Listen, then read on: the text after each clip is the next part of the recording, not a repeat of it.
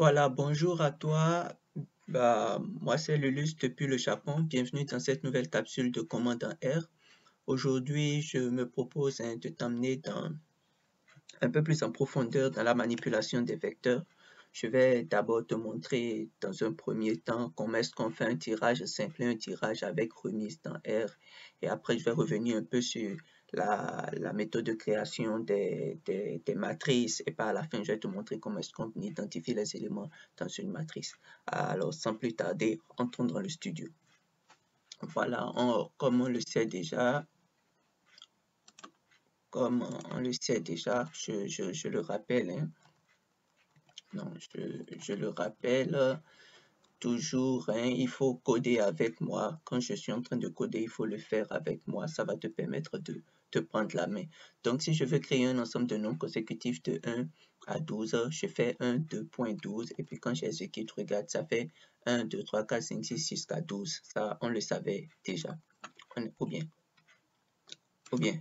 Alors, maintenant, si je veux faire un tirage, je suppose que j'ai eu une comme ça, hein, une comme ça, et puis il y a 12 éléments dans l'une, et que je veux tirer tous les éléments comme ça au pifomètre. Je veux faire un tirage. Comment je fais? J'utilise la fonction simple. C'est une nouvelle fonction que j'ai introduite comme ça, hein, la fonction simple.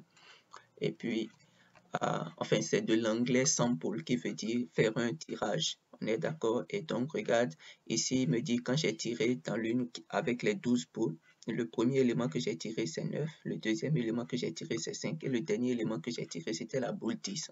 Comme ça, quoi. Un tirage aléatoire, mais avec sans remise. Voilà. Maintenant, si je veux faire le même tirage, excuse-moi, si je veux faire ce même tirage et que je veux avec remise, je dis de me faire remplacer et je dis frais. Donc, je veux que le tirage soit avec remise et si j'exécute cette commande, tu vas voir que ici, par exemple, le premier élément, c'est 4. Regarde, il y a 5 qui apparaît deux fois ici. Il y a une remise de 5. Il y a 6 qui apparaît deux fois ici. Voilà. Donc, c'est aussi simple. Un truc qu'on nous apprend, qu'on t'a certainement enseigné en statistique avec beaucoup d'ardeur. R le fait juste de façon très simple pour toi, comme ça. Voilà. Donc, c'est une superbe fonction qu'il faut avoir à l'esprit, la fonction simple.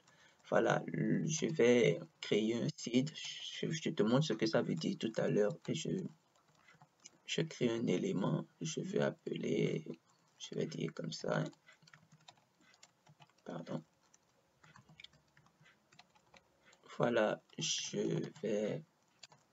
en fait, c'est pour cette raison-là que je te montrais déjà au début. Donc, et j'ai créé un seed ici. Quand la fonction setSeed, setSeed, voilà, j'y arrive enfin, setSeed.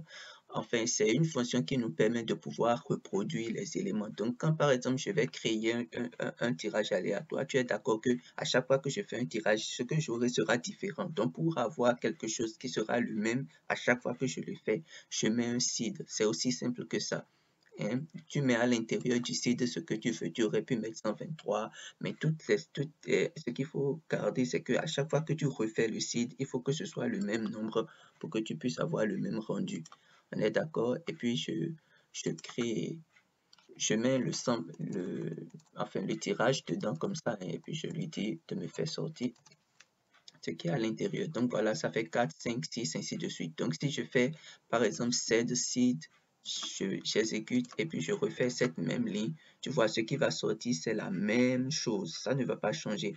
Mais si je ne fais pas setSeed, par exemple, et je lui dis de me redonner les éléments, de me donner les éléments ici, tu vois, ce qui sort sera différent. Tu vois, mais si je refais setSeed et je reprends, tu vois, ce qui va sortir, c'est ce qui était déjà sorti. Donc, setSeed, en réalité, c'est pour pouvoir revenir sur ce qu'on avait déjà fait, la donnée qu'on avait déjà générée. On est d'accord? Donc, j'ai créé mon élément et je vais rester dans la même logique qu'hier. Je vais créer le nom des lignes et là, je fais sort. On connaît déjà cette fonction-là. Elle me dira, elle va me permettre de pouvoir ranger dans l'ordre alphabétique les éléments que je suis en train de mettre dans mon vecteur. Bon, je prends des noms comme ça, hein. Je prends move, mon ami, et puis je vais prendre line aussi. On est d'accord? Donc, je crée un vecteur que j'appelle nom des lignes, et puis je lui dis de me mettre, il va me faire sortir le rendu dans l'ordre alphabétique. Voilà, et puis j'exécute. On est d'accord? Si tu ne connais pas encore cette fonction-là, il faut la fonction sort, il faut aller regarder une vidéo que j'ai déjà faite sur ça. Voilà, je vais prendre quoi? Je fais comment?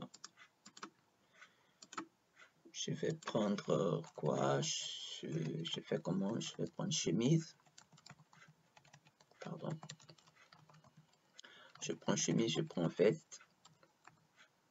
Je vais mettre un S à chemise. Voilà, je prends veste. Et je vais prendre les pantalons. Comme ça, hein.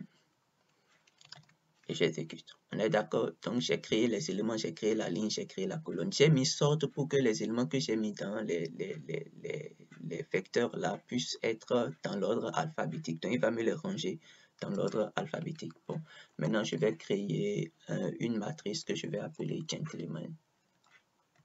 Comme ça. Parce que ce sont des gentlemen.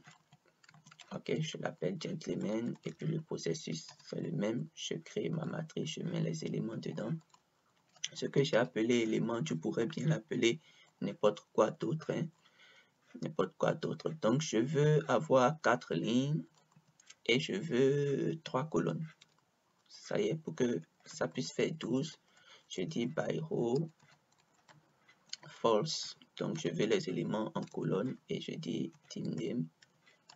Je crée ma liste comme d'habitude et je mets le nom des lignes d'abord, toujours, et ensuite le nom des colonnes et j'exécute. Est-ce qu'on est d'accord? Et je lui dis, montre-moi ce qu'il y a dans gentleman. Et voilà. Donc, regarde ici. Et chemise, pantalon, veste. Tu vois, c'est dans l'ordre alphabétique. Chemise, pantalon, veste. Et puis les noms Luc, Lynn, Move et Vivien. C'est dans l'ordre alphabétique. Et voilà, j'ai ma matrice. Donc, voilà comment on crée une matrice. C'est aussi simple que ça. J'avais fait une vidéo sur ça hier. Tu peux voir ça. Et puis, c'est pas du tout compliqué. Alors, maintenant, regarde, si je veux accéder, si par exemple, je veux accéder à l'élément qui est sur la deuxième ligne, la ligne de ligne, ok, la deuxième ligne est dans la troisième colonne, donc j'espère que ce sera 1, on dira que ligne a une veste. Maintenant, comment je fais pour accéder à cet élément? Je prends toujours ma matrice. Et puis regarde, je précise ceci, tu sais, quand on avait parlé d'un vecteur a une seule dimension, et on avait dit pour accéder aux éléments d'un vecteur, on fait la matrice, enfin, on ouvre la parenthèse carrée et on écrit le rang de l'élément qu'on veut identifier. Mais il y a quelque chose de très important. La matrice a 2 dimensions. Je répète, une matrice a 2 dimensions. Donc maintenant, on va toujours considérer les lignes et les colonnes. Donc les lignes et les colonnes. On est d'accord? Donc premièrement, la ligne, pour dire, c'est la ligne 2 que je veux. Et ensuite, pour lui dire la colonne 3, je vais mettre 3. Donc le premier élément sera la ligne, tu mets une virgule et le deuxième élément sera la colonne. Il faut toujours te souvenir que c'est les lignes et les colonnes. On est d'accord? Et quand je vais exécuter, voilà, il me dit sur la deuxième ligne et dans la troisième colonne, l'élément qu'il y a, c'est 1. Donc, on dira que ligne a une seule veste. Est-ce qu'on est d'accord? C'est trivial, hein? Luc a 4 chemises, il a 3 vestes, il a 2 pantalons. Vivien a 9 chemises, il a 12 pantalons, il a 8 vestes, il est un peu plus riche peut-être. Bon, voilà, hein? Moi j'aime ça. Alors, regarde, on va faire mieux, on va pratiquer. Je prends gentleman. Est-ce que ça peut aller? Je dis sur la 4e ligne, au hasard, hein, sur la 4e ligne, donc ça va être Vivien, la 4e ligne est dans la 2e colonne. Donc, on espère qu'il va nous dire, ça fait 12. Est-ce qu'on va voir? Parfait, ça fait 12. Donc, sur la 4e ligne et dans la 2e colonne. Donc, ligne, colonne. On est d'accord? Tu as compris ça. Je sais que tu es super intelligent. Et je suis d'ailleurs fier de cela. On y va. Donc, je fais C et je fais 2 et je fais 3. Cette fois-ci, je suis en train de lui dire, prends la 4e ligne On est d'accord, mais je veux que tu me fasses sortir les éléments qui sont dans la deuxième colonne et dans la troisième colonne et j'exécute. Et j'exécute.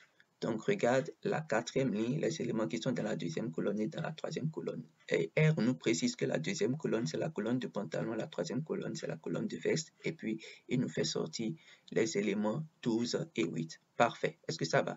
Donc, je peux sélectionner plusieurs éléments à la fois en n'oubliant pas de mettre le C et l'ordre des éléments qui m'intéressent. On va faire mieux. Je te montre encore un dernier petit truc. Un dernier exemple et puis on va s'arrêter là pour aujourd'hui.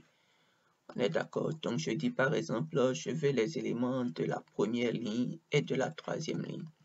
Et je veux aussi les éléments de la première colonne et de la troisième colonne et j'exécute.